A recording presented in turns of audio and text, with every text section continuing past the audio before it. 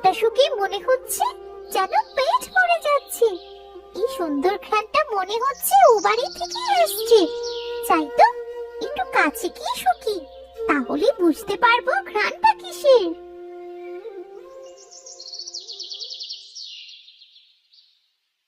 এই কে রে? আমার রান্নাঘরের কাছে এসে কে দাঁড়িয়ে আছে? কাকি, আমি তুলি গো। তুলি?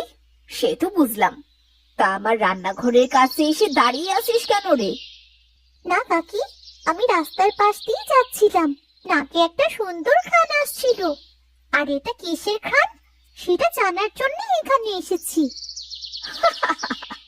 শোনো মেয়ের কথা, ঘ্রাণ শুকতে শুকতে অমনি চলে এসেছে। যেই পিঠের গন্ধ নাকে গেছে অমনি চলে এসেছে। ও কাকি, তুমি পিঠা বানাচ্ছো? তা একটু বলি, এত সুন্দর ঘ্রাণ আসছে কোথা থেকে? শীতের নতুন পিঠা বলে কথা, দুধ থেকেই ঘ্রাণ পাওয়া যায়। যতই মিষ্টি করে কথা বল না কেন, কোনো লাভ হবে না। আমি অনেক কষ্ট করে পয়সা খরচা করে তবেই পিঠা বানিয়েছি, তা কাউকে ফ্রিতে খাওয়ানোর জন্য নয়।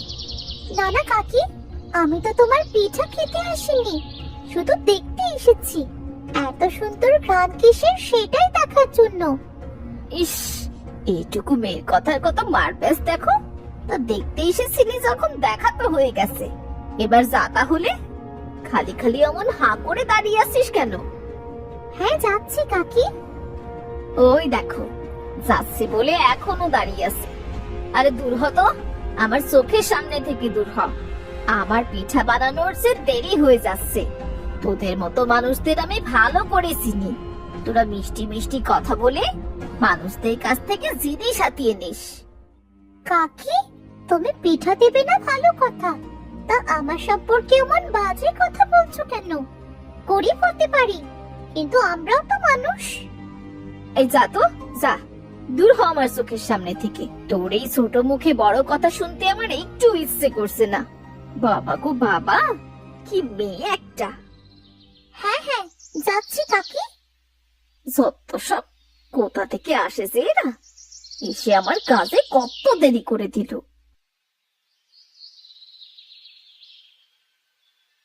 এরপর তুলি কাঁদতে কাঁদতে বাড়ি চলে এলো। তার মা তমা বাড়ির উঠোনে মুরগিগুলোকে খেতে দিচ্ছিল। সে তুলিকে কাঁদতে দেখে দৌড়ে তার কাছে এলো। কিরে মা তমা, তুই কাঁদছিস কেন? কি হয়েছে তোর? এমন করে কাঁদছিস কেন? মা, আমরা গরিব কেন মা? সৃষ্টিকর্তা আমাদের কেন গরিব করে বানিয়েছেন? আজ হঠাৎ এই কথা বলছিস কেন রে মা? কি হয়েছে আমায় একটু বলতো। যারা গরিব হয় তাদের কেউ মানুষ মনে করে না, গরিবদের কেউ ভালো চোখেও দেখে না মা। কেন রে তুলি, তুই অমন করে বলছিস কেন? কেউ কি তোকে কিছু বলেছে? আমায় বল। আমি রাস্তা দিয়ে আসার সময় রিনা কাকিদের রান্নাঘর থেকে সুন্দর একটা ঘ্রাণ পেয়েছিলাম। সেটা কিসের ঘ্রাণ জানার জন্য রিনা কাকিদের রান্নাঘরে গিয়েছিলাম। তাই কাকি আমায় কত কথা শোনালো। তুই তো জানিস রিনা আমাদের পাড়ার মধ্যে সবচেয়ে হিংসুটে মহিলা। তুই ওর বাড়ি কেন গিয়েছিলি? আর জানার কি দরকার ছিল ঘ্রাণটা কিসের? ঘ্রাণটা শুকে চলে এলেই তো হতো, তাহলে তো আর এত কথা শুনতে হতো না। আমি তো আর খেতে চাইনি, শুধু জানতেই তো গিয়েছিলাম, তাতেই আমায় কত কথা শুনতে হলো। ঠিক করেছে ও, যেমন লোকের বাড়ি গেছিস, না খেলে তো আর কেউ কিছু বলতে আসতো না। তা না গিয়ে কি করব? আমাদের বাড়িতে তো কখনো এমন সুন্দর সুন্দর ঘ্রাণ বেরোন না। আমাদের বাড়ি থেকে পিঠার ঘ্রাণ কি করে বের হবে? পিঠা বানাতে আতপ চালের গুঁড়ো লাগে, গুড় লাগে, নারকেল লাগে, আরো কত কি লাগে। এর মধ্যে থেকে একটাও তো আমাদের বাড়িতে নেই। কেন মা, আমাদের বাড়িতে কেন নেই? আমাদের বাড়িতে কিচ্ছু থাকে না। কি করে থাকবে বলতো মা? আমরা যে গরিব মানুষ, আমাদের নুন আনতে পান্তা ফুরায়, ঠিক মতো পেট ভরেই খেতে পারি না, তাহলে পিঠার এসব জোগাড় কি করে করব? আমি অত কিছু জানি না মা, এবার শীতে আমায় নতুন নতুন পিঠা তৈরি করে খাওয়াতে হবে। পাগলামো করিস না রে মা, আমি এসব পাবো কোথায় বলতো? নিজে কাজ কাম করে যেটুকু টাকা আয় করি, তা তাতে তো মামের পেটে পড়ে না, তার উপর পিঠার জিনিস, এগুলো আমি কোথা থেকে জোগাড় করব? আমি কিচ্ছু জানি না। গত বছরে তুমি আমায় একটাও শীতের পিঠা তৈরি করে দাওনি। এবার আমি শীতের নতুন পিঠা খাবোই খাবো। শোন মা তুলি, জেদ করিস না, আমরা গরিব মানুষ, আমাদের অত শখ থাকতে নেই রে মা। আমার সাধ্যের মধ্যে থাকলে আমি তোকে শীতের সব রকমের পিঠা তৈরি করেই খাওয়াতাম, কিন্তু কিন্তু কি মা, কিন্তু কি? আমি তোমার কাছে তো দামি কিছু চাইনি, শুধু শীতের পিঠা খেতে চেয়েছি। তুমি কোথা থেকে শীতের নতুন পিঠা খেতে দেবে সেটা আমি জানি না। আমি পারবো না, আমি তোকে কিছুই খাওয়াতে পারবো না। আমার হয়েছে যত জ্বালা, তোর বাপ মরে তো বেঁচে গেছে, যত জ্বালা আমার ঘাড়ের উপর রেখে গেছে। আমি একা আর কত কিছু করব? যাও তো, তোমায় কিচ্ছুটি করতে হবে না। আমি আজই বাড়ি থেকে চলে যাব, তাহলে তোমার সব জ্বালা শেষ হয়ে যাবে, বুঝলে? শোন তুলি, তুলি শোন, যাচ্ছিস কোথায়? আমার কথাটা তো শোন। তুলি, যাস না মা, ফিরে আয়। আজ মায়ের কোনো কথা শুনবো না। দু চোখ যেদিকে যাবে আমি সেদিকেই চলে যাব। এবার তুলি কাঁদতে কাঁদতে একটা গাছের নিচে বসে পড়ল। তুলি তার মায়ের বলা সবগুলো কথা মনে করছিল আর খুব কাঁদছিল। তুলির পাশ দিয়ে রিমি যাচ্ছিল। রিমি তুলির কান্নার আওয়াজ শুনে দাঁড়িয়ে পড়ল। কি রে তুলি, কি হয়েছে তোর?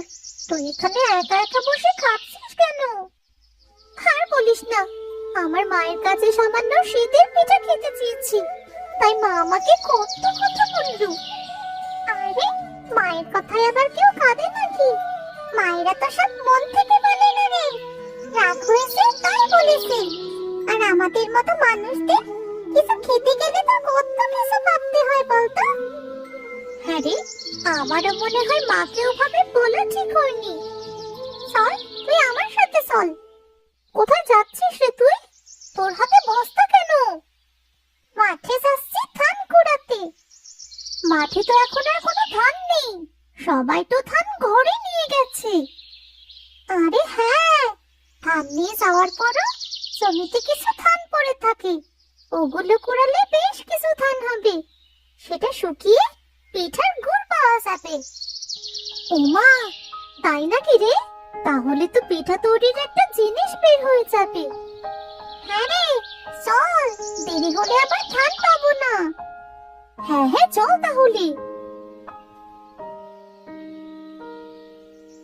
এরপর রিমি ও তুলি মাঠে চলে গেল। মাঠে গিয়ে তারা জমিতে পড়ে থাকা ধানগুলো সংগ্রহ করতে লাগলো। দুজনে অনেক ধানও পেল। দেখেছিস তুলি, দুজনের বস্তা তো প্রায় ভরেই গেছে। হ্যাঁ রে রিমি, আমরা তো অনেক ধান পেয়েছি, এগুলো থেকে আমরা অনেক পিঠা তৈরি করতে পারবো। হ্যাঁ রে, এবার চল বাড়ি ফিরে যাই।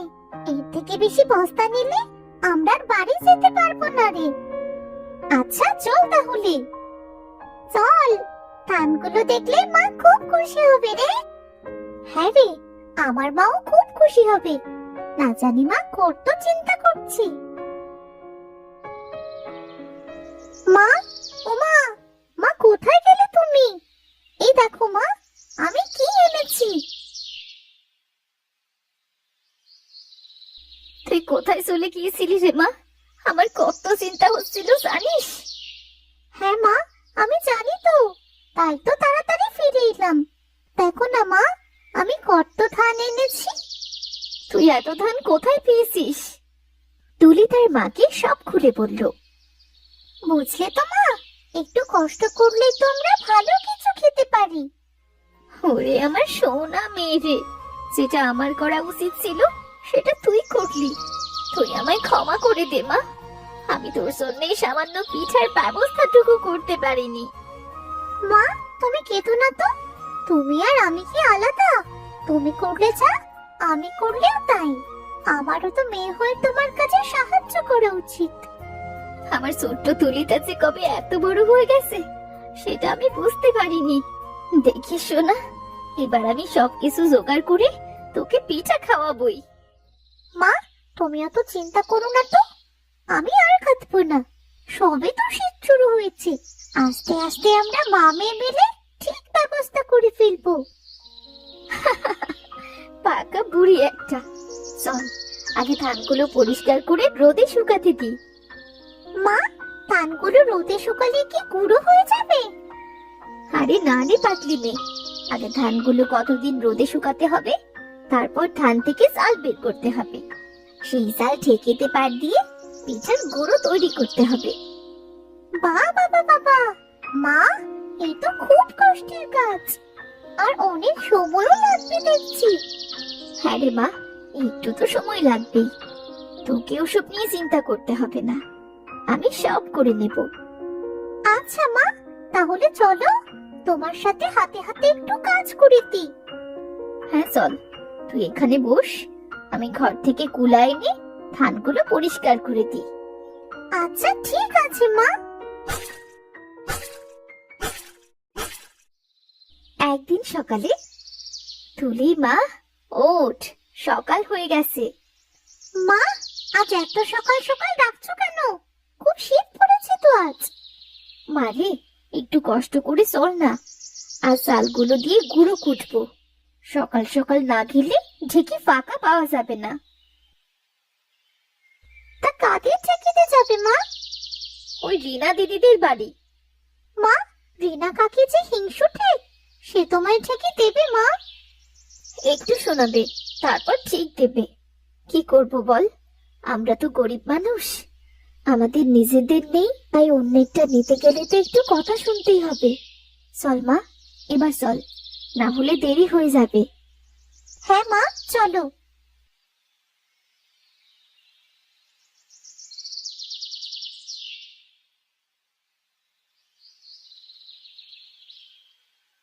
রিনা দিদি, ও রিনা দিদি, একটু বাইরে আসবে গো।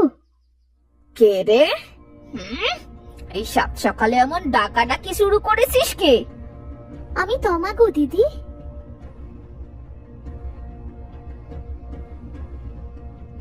ও, তা সাত সকালে কি চাইতে এসেছিস শুনি? কিছু চাইতে আসিনি গো দিদি। কিছু চাইতে আসিসনি? তাহলে কেন এসেছিস বলতো? সকাল সকাল দিলি তো ঘুমটা নষ্ট করে। দিদি, তোমার ঢেকিতে কটা চাল করতে দেবে? গুঁড়ো কুটে করবিটা কি? মেয়েটা একটু শীতের দিনে নতুন পিঠা খেতে চেয়েছে। ইস, ঠং দেখে গা জ্বলে, ঠিক মতো ভাত খেতে পায় না, আবার পিঠা খাবে। যা, তাড়াতাড়ি কুটে চলে যাবি, দেখিস আমার ঢেকির যেন কোনো ক্ষতি না হয়। না না দিদি, কোনো ক্ষতি হবে না, অল্প কিছু চাল। আচ্ছা যা তাহলে।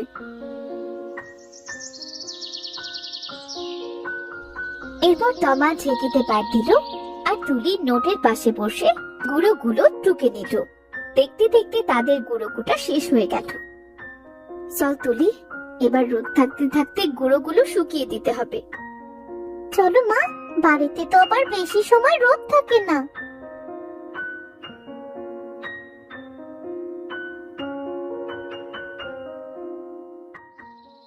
মা, পিঠার একটা উপকরণ তো তৈরি হয়ে গেল। এবার শুধু নারকেল আর গুড়ের ব্যবস্থা করতে পারলে শীতের নতুন পিঠা খেতে পারবো। কি মজা, কি মজা! এবার আমরাও শীতের দিনে নতুন পিঠা খাবো। হ্যাঁ রে মা, তাই যেন পারি। এবার আয়, কটা ভাত খেয়ে বিশ্রাম কর, আজ অনেক খাটাখাটনি করেছিস। হ্যাঁ মা, তাও আজ খুব কষ্ট হয়েছে, গাটা বিছানায় মেলতে পারলেই হলো। সৃষ্টিকর্তা, আমার মেয়েটা একটু শীতের দিনে নতুন পিঠা খাবে বলে কত কষ্ট করছে, একটু দয়া করো বিধাতা, আমি যেন এবার মেয়েটার মুখে একটু শীতের নতুন পিঠা দিতে পারি। একটু ব্যবস্থা করে দাও, দয়া করো। এই তমা, তমা, কিরে, কোথায় তোরা? এখনো ঘুমাচ্ছিস নাকি? হ্যাঁ দিদি, বলো। কাল একটু বেশি খাটুনি হয়ে গিয়েছিল, তাই তো আজ সকালে টের পাইনি গো। তা তুমি এত সকাল সকাল আমার বাড়িতে কি মনে করে? বলছি আমার নারকেল বাগানের নারকেল গাছগুলো পরিষ্কার করেছি, তা ওগুলো একটু গোছগাছ করে দিবি। হ্যাঁ দেবো দিদি। তা কি করতে হবে গো? বেশি কিছু না, নারকেলগুলো বাড়িতে আনতে হবে, আর বাগানের জ্বালানি পাতাগুলো সব গোছাতে হবে। বাহ, তাহলে তো বেশ কিছু কাজ আছে দেখছি। হ্যাঁ হ্যাঁ, কাজ তো বেশি, কিন্তু তোকে তো আর ফ্রিতে করিয়ে নেব না। কাজ সব করলে তোকে দুটো নারকেল দেব, দুটো নারকেল, বুঝলি? বাহ, নারকেল! নারকেল পেলে তো মেয়েটাকে পিঠা খাওয়াতে পারবো, ভালোই হবে। কিরে, করবি না? কোথায় হারিয়ে গেলি? না, কোথাও না দিদি, করবো, চলো তাহলে।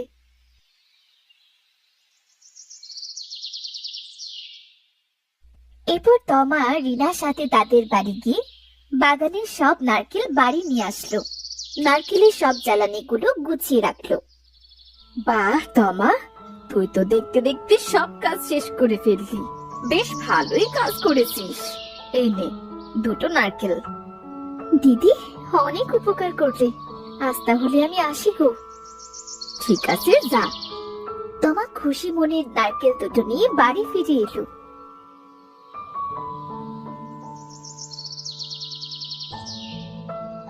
মা, ও মা, তুমি কোথায় গিয়েছিলে গো? ওই তো রিনা কাকিদের বাড়ি একটু কাজ করতে গিয়েছিলাম। এই দেখ, আমি কি এনেছি, দুটো নারকেল। ও মা, নারকেল! কি মজা, কি মজা! আমরাও এবার শীতের পিঠা খাবো। না রে মা, এখনো গুড়ের ব্যবস্থা করতে হবে, তারপরে পিঠা খেতে পারবি। মা, দুটো জিনিসের ব্যবস্থা যেহেতু হয়ে গেছে, দেখবে গুড়ের ব্যবস্থাটাও ঠিক হয়ে যাবে। হ্যাঁ রে মা, তুই ঠিক বলেছিস। সৃষ্টিকর্তা একটা ঠিক ব্যবস্থা করে দেবে। নে, নারকেল দুটো ঘরে রাখ। তুলে নারকেল দুটো ঘরে রাখার জন্য গেল, হঠাৎ করে ঘর থেকে চিৎকারের আওয়াজ পেল। হায় হায় হায়, আমার কি সর্বনাশ হলো! কি সর্বনাশ হলো গো! মা, কেউ মনে হচ্ছে চিৎকার করছে। চলো তো গিয়ে দেখি কে চিৎকার করলো। হ্যাঁ, আমিও তো তাই শুনলাম। চিৎকারটা ওপাশ থেকে এলো মনে হয়। চল তো গিয়ে দেখি।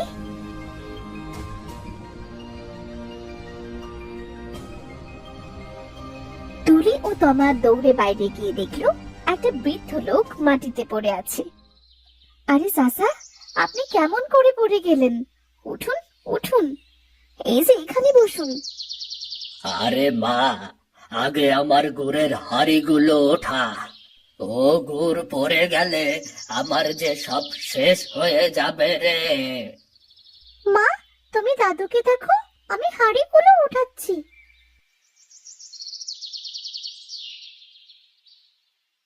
চাচা, আপনি এই বয়সে এত ভারী বোঝা নিয়ে কোথায় যাচ্ছিলেন? আমি হাটে গুড়গুলো বিক্রি করতে যাচ্ছিলাম, হঠাৎ পাটা পিছলে পড়ে গেছে। আজ হাটে গুড়গুলো বিক্রি করতে না পারলে যে বড্ড ক্ষতি হয়ে যাবে। কিন্তু দাদু, তুমি তো ঠিক মতো দাঁড়াতেও পারছো না, তাহলে কি করবে বলো তো? আমাদের গ্রামে তেমন খেজুর গুড় পাওয়া যায় না চাচা। আপনি না হয় এখানে বসুন, দেখবেন দেখতে দেখতে আপনার সব গুড় বিক্রি হয়ে গেছে। কিন্তু এত গুড় কি এখানে বিক্রি হবে? আমি সবাইকে ডেকে আনবো, দেখবে তোমার সব গুড় বিক্রি হয়ে যাবে। তুলি গ্রামের প্রতিটি বাড়ি গিয়ে বৃদ্ধের গুড়ের কথা বলে এলো। আস্তে আস্তে দু একজন লোক আসতে আসতে সেখানে অনেক লোক উপস্থিত হলো গুড় কেনার জন্য।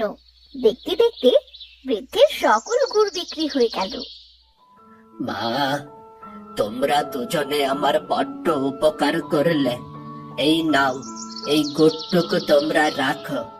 আমার দাদুকে শীতের দিনে নতুন পিঠা তৈরি করে দিও, কেমন?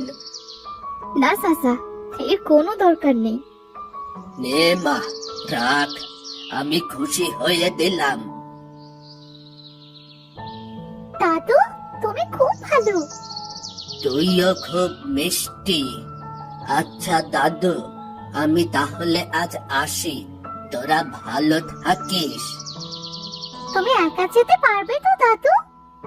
হ্যাঁ রে দাদু, পারবো। পায়ের ব্যথাটা একটু কমে গেছে। চল রে মা, আজ তোকে নতুন গুড়, নারকেল আর গুঁড়ো দিয়ে ভাপা পিঠা আর পুলি পিঠা তৈরি করে খাওয়াবো। সৃষ্টিকর্তা চাইলে সবকিছু পারে, যা কখনো কল্পনা করতে পারিনি, তাই আমরা বাড়ি বসে পেয়ে গেলাম। হ্যাঁ রে মা, সৃষ্টিকর্তা চাইলে সবই সম্ভব। চল বাড়ি ফিরি চল।